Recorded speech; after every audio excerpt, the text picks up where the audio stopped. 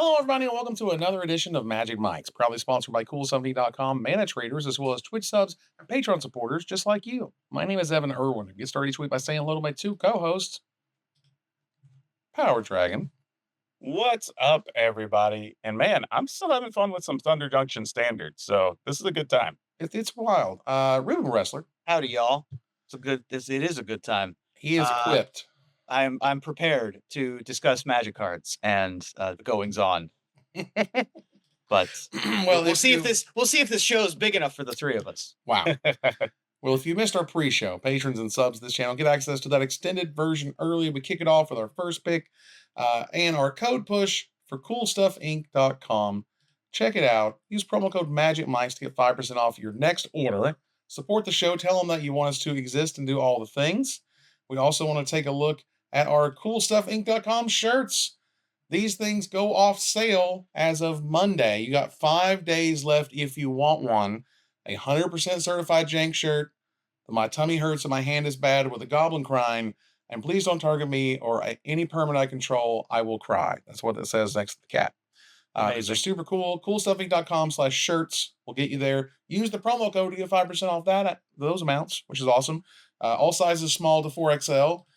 Yes, it's one of my silly projects, but I think it's fun and cool. And who doesn't want to have a shirt that says 100% jank on it? I Which love is it. one that I'm getting. So y'all should check it out. Also, Where's it respect for big guy sizes. I had to go to I the mean, 4X, man. It is Magic the Gathering. It's true. So, and then the shirts are like nice quality. This ain't like Gildan crap or whatever. Like, this is good stuff. So check that out. Actually, side note, not really related, but kind of because of the shirt thing.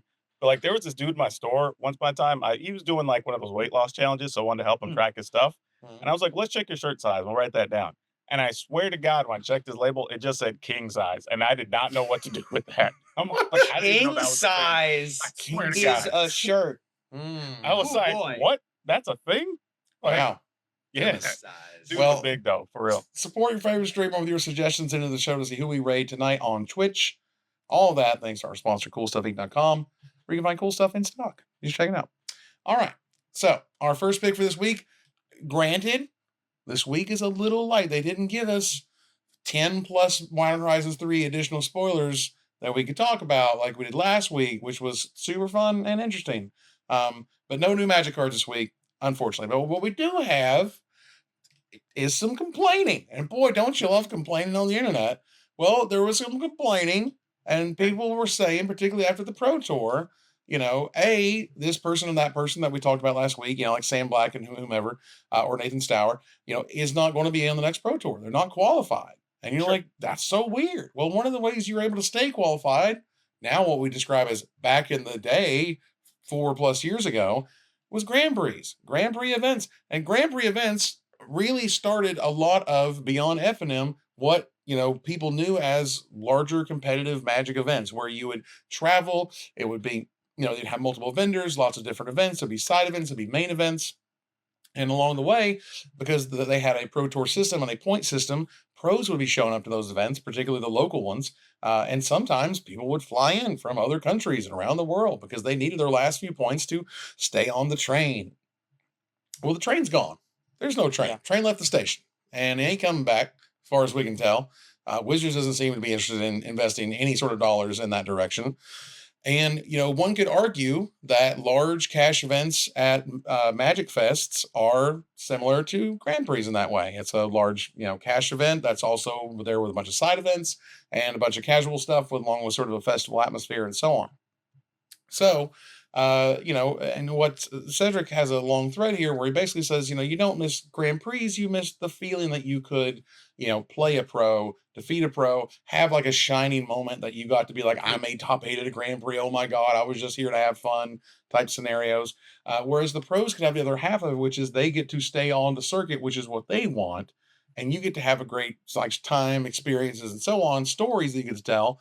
And that's all cool. But we're in a new paradigm now. We're in 2024, and things have changed. And the idea that Grand Prix are going to come back, I think, is just a little silly. And so I think ultimately is what happens in the middle of it. What happens when CEDH is getting the spotlight at the big competitive events? Like, where are we going? And that's where I was saying, is CDH going to be a legitimate way to get to the Pro Tour in the next 5 years? Because if you just start to embrace it and butts are in seats and people show up, I don't think it's the craziest thing in the world. It's a constructed format, you know? Yeah, maybe, but I think to that point of what Cedric's arguing, and I don't think he's particularly wrong, but even the cash tournaments at say like Magicon don't do the same thing because all your pros that are there are playing in the Pro Tour, right? They're not even able to play in those unless you wanted to move that event to a Sunday, so the people that aren't playing on day 2 or I guess day 3 technically, they're not playing in the top 8 can play the event, right? Like otherwise, you're not really feeling that need to interact with the pros. And then we still don't have any level of coverage for those types of things. So it's not like people get the recognition, they're not on camera, their family or friends can't tune in to watch them when they're having their big moment. Like, those are the things that I think are still missing from the overall scheme of things. Yeah. Because right now we still have events that qualify for the Pro Tour, right? Like there's one coming up, I think. Yeah.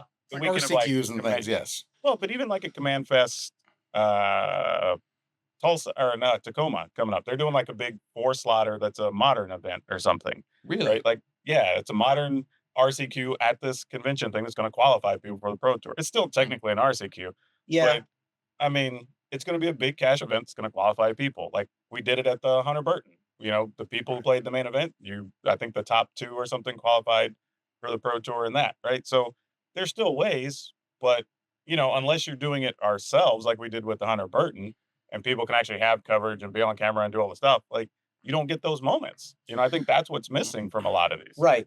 And we're also missing, well, like the RCQs are closer to a Pro Tour qualifier than they are to a regular season, right?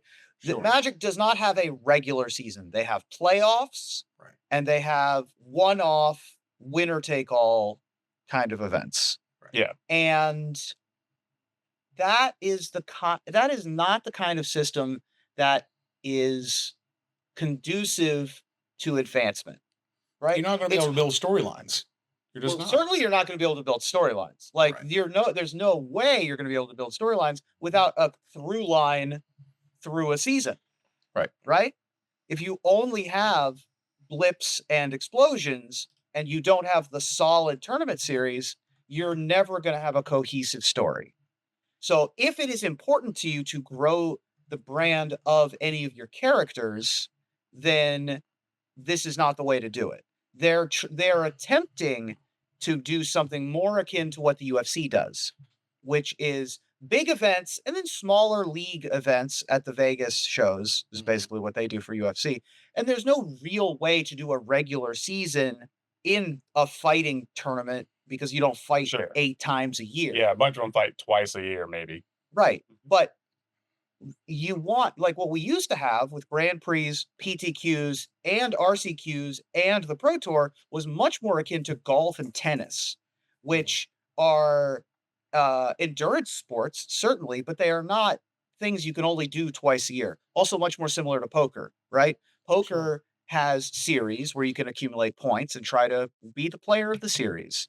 And when you take away that regular season aspect, when you take away the open of the series of the US Open, you take away the open part, then you're left with no room for advancement. There's this big gap in the middle where you either have to strike it rich or you have to continue to strike it relatively rich when you're there, because then you end up with people like Nathan Stour, who had one of the sickest streaks of all time and is Pretty sick. falling off the train. Right. One of the most solid performers of the last 5 years, Autumn Burchett, falling off, right? Here's the thing. Let me ask you this though. Like, how long should a person be on the train?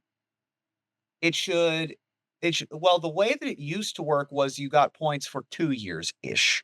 You got, like, if you won a Pro Tour, you got some amount of brownie points for the next calendar year. And then you got some amount of brownie points for the calendar year after that.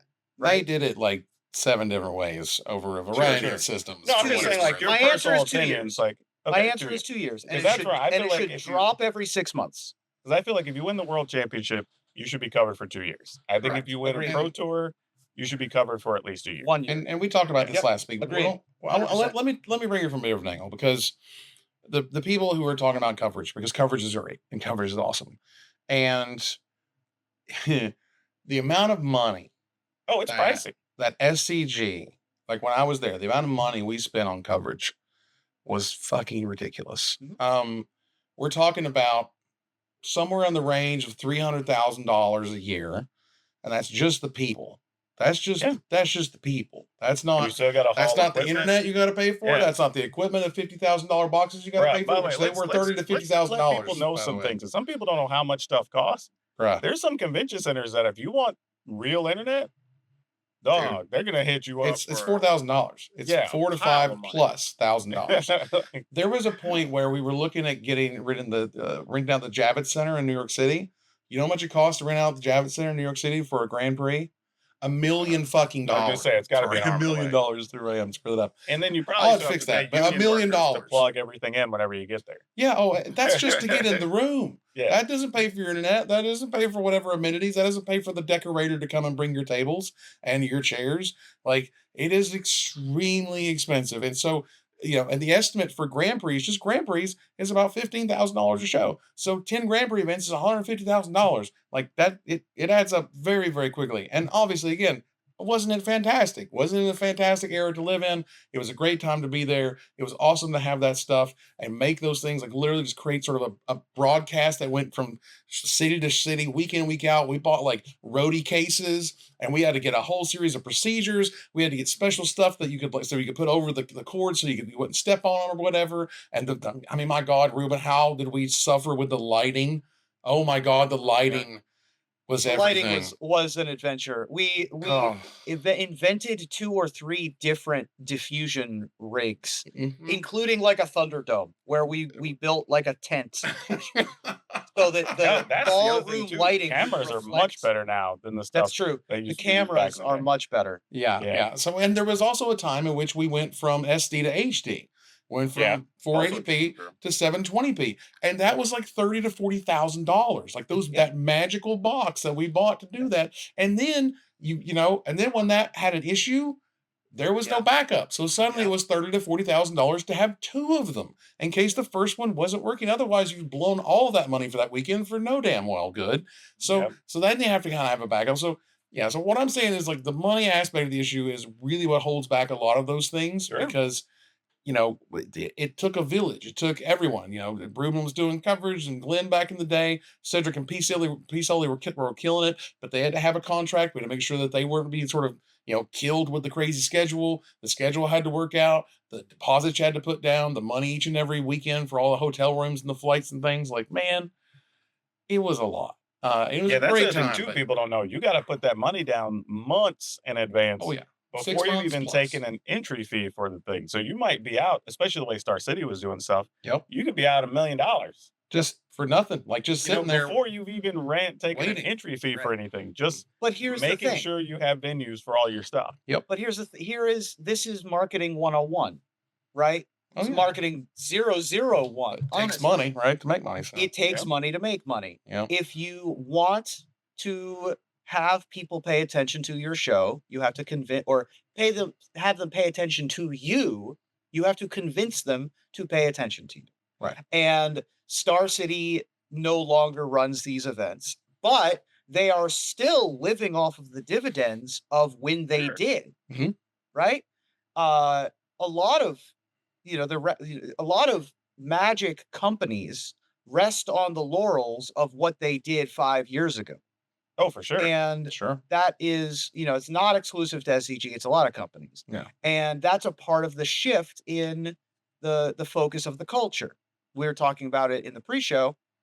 This show has changed in its form from when it started, a competitive Magic news talk show, to what it is now, which is much less about the competitive scene. We barely even touched on the Pro Tour when it happened. Right.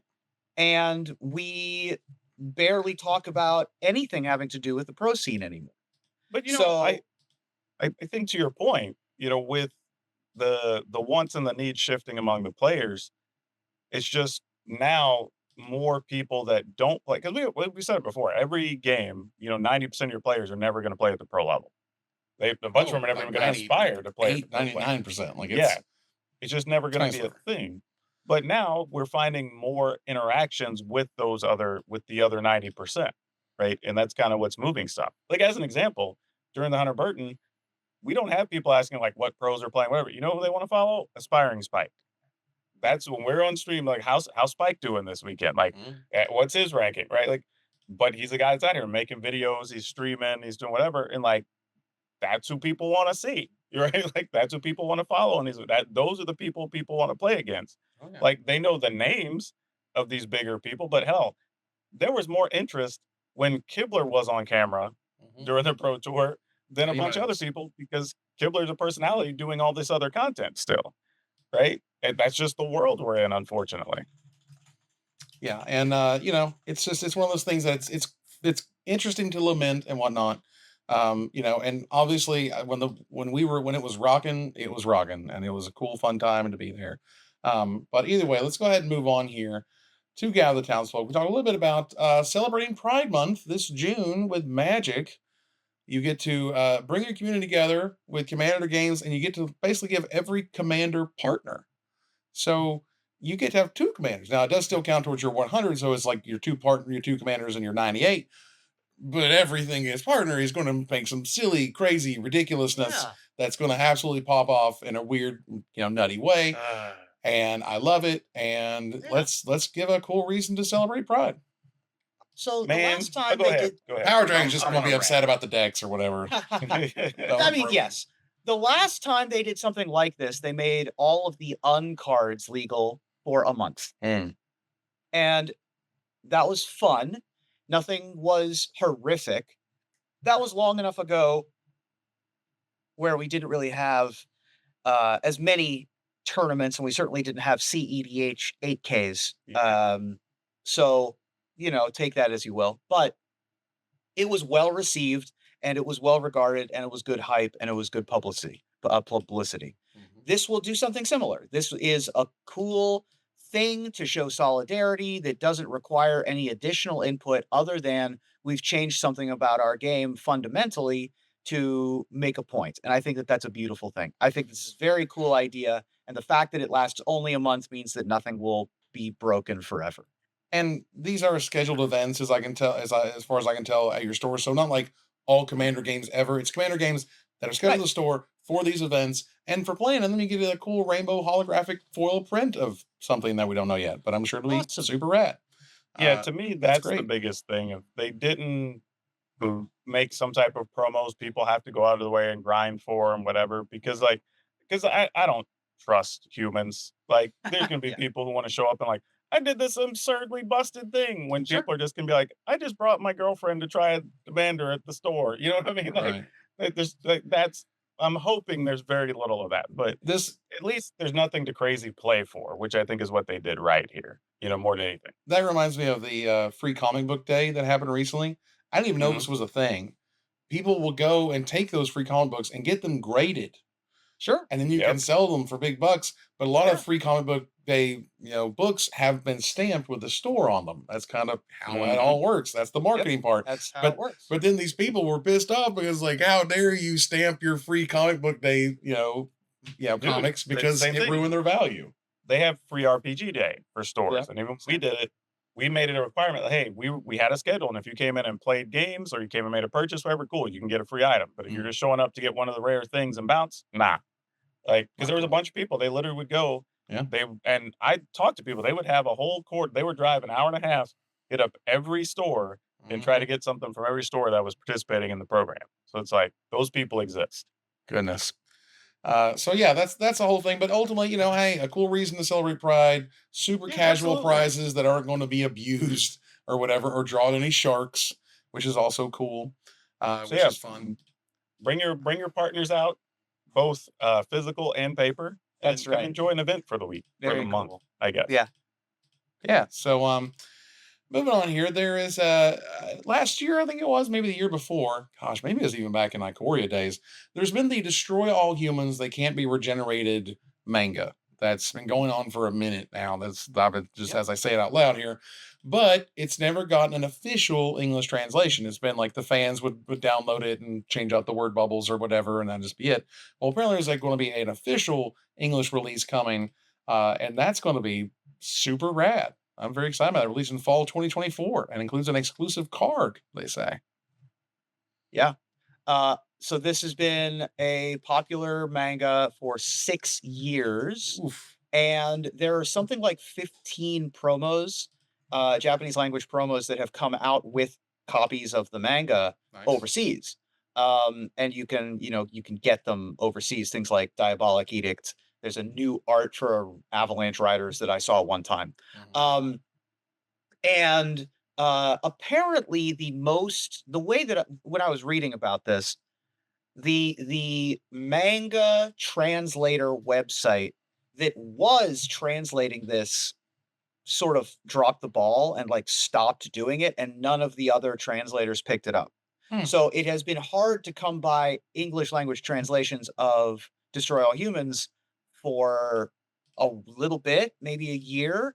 Hmm. And so to get an official translation, something officially partnered and something that won't just accidentally fall apart. Mhm. Because when I say someone was translating it, what I mean is someone in their free time running a manga website was translating it and then they stopped.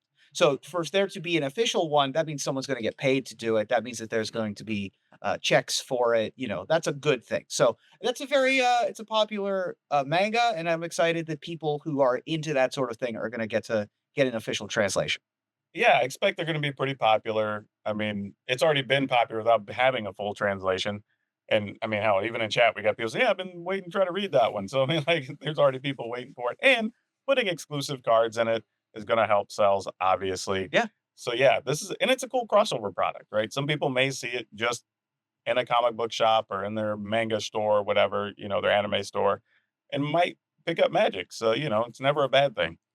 Yeah, maybe the right way that Wizards needs to go with this magical Netflix show that's never really came to fruition in any fashion, is again to do something anime instead of something traditional animation, quote unquote, or trying to do like what's Invincible look like, for example. Um, but yeah, do more sort of the cyberpunk thing. That'd be kind of rad, Yeah. or just a cool anime manga vibe, which would also I be mean, kind they've of rad. worked with a few studios to do like the trailers and different things, right? We've seen all different art styles, different studios they've worked with. So like That the Cowboy options Bebop are thing. there. Remember the Yeah. Cowboy Bebop thing from a couple weeks Well, ago? they did one for Champions of Kamigawa, that literally looked like if you didn't know what Magic was and knew the references, it just looked like an anime.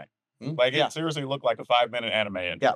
Nice. Like Yeah, the And original. that's the way to known do as- it. Honestly, I think that they should just if they could stop trying to make a TV show that is whole cloth brand new, and they could just turn Destroy All Humans into a TV show. It's also possible. true. Yeah. Yeah. Yeah, I don't know. There's from what I can tell and from what I've spoken to them, they have a level of quality that they require essentially to move forward with the project, which I totally understand. But and maybe just the enthusiasm is gone. Ever since the Dungeons and Dragons movie didn't kill it as much as they wanted to, Sure. and their existing ideas didn't kind of go the way they wanted to either. And also seeing how well Arcane and friends have done to be Right. like, if you don't do like if you don't even get like a 6 out of 10, it's going to be embarrassing. Like it's going to Right. do worse things for But Magic. but than that's the good thing. things for I was Magic. arguing this earlier though. Like depending, like obviously you would like to kill it. Obviously. I'm not saying anybody wouldn't want their project to be like top tier. Right. But the reality is Magic's gotten this far with like zero IP reach. Right? It's just been the cards and that's it. So if you're even just a 6, Yeah. that's probably going to be great for the bottom line. Right. Probably. Like Yeah. You know what I even mean? Like not everything is going to be a Schwarzenegger Stallone movie. Sure. Sometimes you're just Jean-Claude Van Damme, and that's okay too. Like if we can get a magic show that is not the magic show, but a magic show, it's Sure. a 6 out of 10 that can be it's a 6 out of 10 compared to the Arcanes and the Critical that's fine. Roles, Vox Machinas Right. that are 9s and 10s out of 10. That's still fine. Yeah, I did, and I was discussing this earlier actually with somebody, and I think now I don't know this. This is 100% speculation, but I would imagine one of the difficulties they're going to have is finding somebody to write a story and work with R&D so you can time it all to have a product release with the show's release. Oh Lord, that sounds really difficult. we tried to do something like that with my D&D show. When I did my live play D&D show, that came out the same time the book came out. So I was preparing my Ravnica Yeah. campaign parallel to the book about to be coming out. That was a 6-month wind-up period. Oh, sure. In order to do a TV show, it needs to be like a 2-year wind-up period. Particularly for Oh, no animation. doubt. And then it's like another No 6 doubt. months. Right. It's like, But I mean, like, Jesus. you'd have to do it alongside R&D so they could be working on a storyline or set of cards Yeah. around the characters or thing being featured in that first season. Yeah. Or else it doesn't really work. Because it is weird if people who never play Magic were like, oh, this show looks cool and I found it's based on a card game. I'm going to go check it out.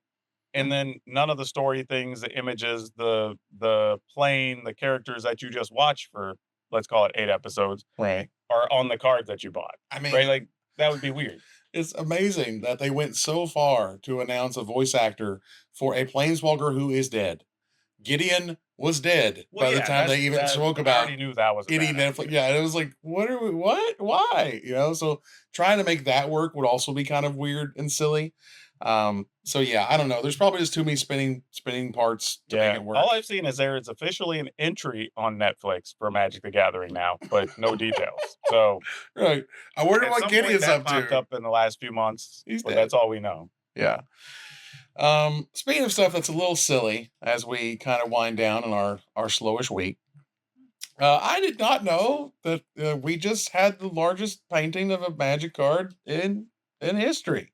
4 feet by 6 feet is the size of the Winter Moon art. Really? If you didn't notice it from the Modern Horizons 3 stuff last week, yeah, this is Winter Orb for non-basic lands, and it's a gigantic. How do they even scan something that big? I don't even know. Yeah. I don't even know how they scan Technology is paintings. amazing. Period. Yeah, I'm sure it's cool how they do that. But yeah, and I know people who collect Magic art and have Magic art all over their walls, and this is a whole wall. This is a whole thing. I don't know how I feel about that. Like, it's like, because part of it is like, if you knew you were making artwork that would be turned into a Magic card, why do you start at a scale that's basically the exact opposite? Right. Not saying it's a bad piece of art. Just saying, like, the thought process is really interesting there. Yeah, really, this is a fascinating thing. I'm trying to find this artist to see if this is like Drew Baker. this is how he makes his stuff. This is Phil Wynn. No, Phil Wynn is the guy who posted. Drew Baker. Oh, is Phil the Wynn, artist. who is posted. Drew Baker is the artist. Drew Baker is the artist. Yes. And who knows? Maybe they do print Giganto paintings or something. And it's also tough because, when I talk to artists and things, they go, well, it's, the trick to Magic cards is that it has to look good if you see a full print of it, but it also has to look good when you shrink it down to a little tiny card. And so, like, if you shrink all this down to a card, you might get a 1/10 of this type of, detail. And otherwise, You know what that is from a creator standpoint? It's that thumbnail, right? You're working on it at screen size, but you got to shrink it all the way down. It's like, how do you think it looks on somebody's phone? Right? Exactly. So Drew Baker has 26 cards Okay. Oh yeah, he's done other stuff. in Magic, including the most recent Caracas. Okay. Um, A promo, I'm sure, obviously. yeah, but- well, this is from Iconic Masters. Or sorry, Ultimate Masters. Ultimate Ultimate Masters Caracas. Yeah. Very pretty. Did a promo Mishra's Workshop for the Vintage Champion in 2020. I don't recognize any of these as needing to be 8 feet wide or 6 feet wide. So that is interesting.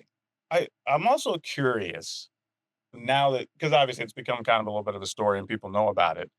Like, does that make this artwork or give this artwork a premium price, being the largest original Magic piece of artwork? I Right, mean, like- it's unique, right? It's fine. Sure.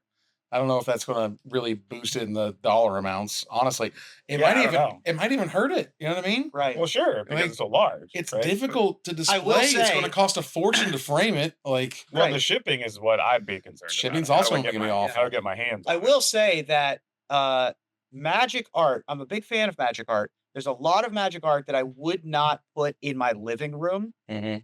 Agreed. This art as a 4-foot by 6-foot piece, I think I would put in my living room. Sure. Like Well, yeah, because this just looks like a cool piece of art. Like you can't Right. even tell It's, it's yeah, magic art. it's just like a cool moon with some dirt Yeah. or whatever. So that Some has earth. another extra layer of appeal as being a big piece of art. Right. We've seen magic artwork go crazy lately, though. Yeah. I mean, there's what we previously would thought of like mid-level pieces going for 40, 50, $60,000. So like the scale got broken at some point. Yeah. And at some point, maybe this does matter? Question mark. I don't know. If you look at the actual card itself, they cut off a lot of the detail, a lot of that earth cracky detail in the front, Well, you and kind of have to. yeah, you can only put so much on it, I guess. And this happens with all the different pieces and paintings. They move it around and they, increase it and decrease it and, zoom in, zoom out. But yeah, it's just one of those things where it's a novelty. I think it's also too like That's cool. because it's winter moon, you need the moon to be the focus because it's like the blood moon and winter orb, and like you need that. And if you put it in the center, you really lose the rest of the artwork. So I think they cropped it probably about as best they could to let the moon still be the big piece, but you can still see the other stuff in the artwork. Right. Yeah, but at this point, I think I'd rather have an oversized card version than the actual original art. It sounds weird, That's but fair. Maybe this was one that'll benefit from a borderless version or something. maybe it's big enough. I tell you what. Yeah. All right, let's move over to a little bit of splash damage before we get out of here. Congrats to Christian Calcano, the calculator, for right. winning a whole poker tournament. What was it, like $22,000? $20,698. Yeah. Congratulations to him. Christian is awesome, known for many, many years, and it's always great to see those guys succeed. Yep. One of the old school GP grinders. Oh, Christian Calcano. Mhm. One of the good guys of the game too. There's not Yes. nobody has a bad word to say about the calculator, the volcano Calcano. And he's such a nice man, and really excited that he was able to win one of these win dailies there in Vegas. Yeah, that's I don't think $500 I've ever for been than there. 20 grand. You've never been to Vegas? No, to To the win? or whatever. Oh, Yeah. Oh, okay. Nice. Like That's I where know I used of to- it. That's I've where I never used to been there deal play. when I was dealing poker. Was the win. So I mean, honestly, I felt they all kind of looked the same. That's just me. But either way, obviously, great for him. Awesome to see. And poker and magic, they've been right there, peas in a pod for a long, long Mhm. time. Well, When I've you're always good at- said like if you've been good at magic, like you're calculating a billion different things, thinking about 1,000 different cards or whatever. Whereas like when you're playing poker, it's like I just got to go to math on 52 cards. that's right. Like, But that's there's also a lot of I've played high pressure card yeah. games. There's some under gamesmanship built lights. in for sure. I've Yeah. done math, I've done strategy. There's the crossover of skills is through the roof. Yeah. The other thing we want to touch on was there was a project on Kickstarter led by former Magic the Gathering designer Brian Tensman, man who brought you Rise of the Eldrazi and other sundries. Decided to make a trading card game, but with everything AI generated in terms of, far as I can tell, just the art, maybe some other stuff. It immediately shot up to like 2 million Australian dollars over the course of a couple of days. And then they got kicked off Kickstarter, probably Well, yeah. because it's all AI all the time. There's questions of whether it was valid or not, in terms of like, were those actual backers or were those people invested in the company to make the card game and yada, Yeah. yada, yada. Right. And if anything, I learned about this as in it was still going, but when I looked into it, I learned they had been canceled. And so like, good. We're at such a weird point in time to create an entire product, multiple products, multiple prototype products and things you're printing and selling completely with artwork that was questionably sourced, as a way to put it. I don't think you can let those projects through right now. I think AI is in such a weird moment. AI is not necessarily like you're hearing everything about AI, and I'm not going to say it's a scam per se, but what I would say is that AI is not killing it, I think, in the ways that they sort of want you to think it is. Chat GPT is still full of gibberish and making up stuff. Correct. They've tried to implement AI in different industries and it's been giant failures. I've heard of people who have they fired all their artists to try to get these these prompters who can say just the right thing to Mid-Journey or whatever to make it work, and they couldn't because they couldn't do the edits that the company wanted because they couldn't prompt them in the right way. Like all that stuff is still very early formulaic, and as we know, trained on everything they could get a Oh, hold of themselves, funny you say that. otherwise. I was messing with one of actually a series of them because I went down this rabbit hole like a week ago because we were going to play a D&D game. Uh-huh. And I was like, you know what? I'm going to see if I could just make an AI thing of just like a dark skinned elf that's not a drow. Mhm. Can't do it. And I literally went to like 8 or 9 different sites. Like Wow. they were not able to do it. Yeah. And because those don't exist hardly, right? So they're not able to source Right. from enough things to put together the proper image. And I was like Right. detailed in the description. Like at one point, I even used Pantone colors. 'Cause I had to look them up to like Wow. you can use this, and like it was still struggling.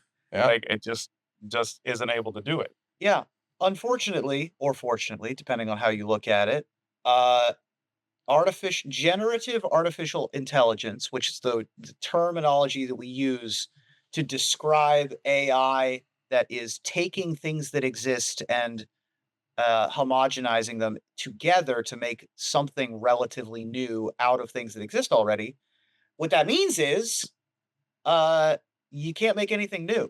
So you just can't do it. Like there's no way for the programming to actually give you imagination and creativity. And that is always the part that is giving me some solace. Like as much as the business minds and the linear thinkers think to themselves, "Oh, we get so much more work done with, AI doing this instead of humans." Well, guess what? Non-humans can't actually do it. So there you go. Yeah. It's one of those things too. It's like even beyond the artwork, AI has good uses. I mean, hell, anybody who has an Android phone and you use like the Google Assistant, like that's been AI we've been using for hell, I don't know, 6 years now or something. So like there are uses for it, but artwork is such like It's the a weakest version of it. it's the Right. toughest For to sure. try to it's the toughest to kind of say with a straight face that you're not taking something from someone. You know what I Yeah. mean? That you're actively not taking someone's, whether it's their livelihood, whether it's stuff they made money on, whether it's stuff they could make money on, jobs they would have if you didn't replace them with that service or whatever. Whereas like these days, I'll do a touch of AI. Like, for example, if I'm writing a frequently asked question, Sure. can you write me the answer to the There's frequently asked definitely question Oh yeah, uses. on yeah, so yeah. and so? I can give it the Yeah. definition, tell it to make it shorter, tell it to make it longer. Those things are cool. I'm not For ripping anybody off. For an FAQ, it's perfect. Some text, it's That's great. exactly what it should be used for Yeah. because it's things that because if the AI is drawing from experience, Mhm. then an FAQ it would be perfect for. Yeah. And I can ask, like ChatGPT, for example. This is something I've done, which is I'm working on a Google Sheet and I want to know how to run these numbers to get the type of data I'm looking for. Tell me step by step how to do it. And it did it. And that Great. was super cool. And there's nothing wrong with like, sort of manipulating data on a spreadsheet. Great. I'm not trying to write a novel. I'm just running some numbers. You know what I mean? So there's ways that you can use AI, which is kind of in its blockchain phase right now, Mhm. where everything is AI. Like you remember everything was blockchain there for a minute. Yeah. So we'll see how You know- far it's going, but it's not quite revolutionary yet. The other thing too, looking over this game's listing that they had on Kickstarter, like this feels like it might have also got cut down by Kickstarter by having some propped up by bidders effectively. And that's possible. Because they look, I mean, they even their team they listed 1, 2, 3, 4, 5, 6, 7, 8, 9, 10, like 20, like 30 people, like for a digital card game that you're not really even having to produce anything for other than printing thing. Like it's kind of all overdone and like it just I can't imagine this just showing up. And even now, I'm trying to look at like some of the gameplay and whatever. Like, this doesn't feel like the type of thing that's just catching fire that everybody in the industry's got to go out and buy from an Australian company. On top of that, Right. like And if hit you $1 million, million and a half, right? In whatever they said, 26 seconds or whatever it was funded, right? right. Like And at 25K.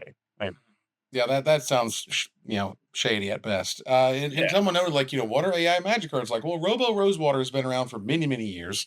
Feel free to That's check true. out Robo Rosewater as a Right. Twitter. It's funny and That silly. technically is AI. It yes. technically is. And for what it's worth, there's been times where I've read some of those cards and been like, oh, that's a really cool Cute. way. You would never have Interesting. done that if you weren't just like Right. shoving stuff together to see what sticks. But that's kind of neat. You know? Yeah, every once in a while I got close. Yeah, but that's about Most of the as good as we're gonna time, when you're like, my computer recommended that I mix together my Brussels sprouts with orange juice. That didn't work out great. Most of the time, it doesn't. But sometimes it does. Sometimes it comes out with something very cool, like Robo Rosewater. get. And it makes up words like tromple and stuff. Right. And Yep. it's adorable and silly. And that's It's all right. great. We say flample, so it's not that Right, far off. Flample. Yep. I'm digging Flample. All right, let's turn the corner here to the finisher. Thanks everybody for all the subs and bits this evening. We appreciate it. The hit MTG themed manga, Destroy All Humans, They Can't Be Regenerated, is finally getting a US release later this year after 6 years. It's been a long time coming for the hit series, so tell me, what other overseas hits are you hoping come to America next, Ruben? Well, we get a lot of our pop stars and style icons from overseas. And after the Met Gala just happened, I do hope that we get a fashion influx from outside the country soon, especially if that inspiration comes from other planes brought in by the Omen pads, because those styles would be out of this world. Oh my God. They Out of- would be. Out of this They would plane, be. even. They pretty much. would be right. a thread to other places, even. Hey, that's let me add that one to the joke. tie a bow on that joke. All right. Power Dragon. All right. So in the US, we're weird with our sports, right? We like football, basketball, baseball, pretty much more than everything else, where the rest of the world's big on like soccer, cricket, whatever. So what if we adopted a sport from somewhere else and recommending Mage Tower? I mean, it is kind of weird, but it's also flashy. But most importantly, because we're American, it's not European. Cool. Yeah. What's Mage Tower? Mage Tower's the Strixhaven sport. Yeah. Oh, right. Yeah. All right. Gotta So get to 10 counters on your Strixhaven stadium. this is true.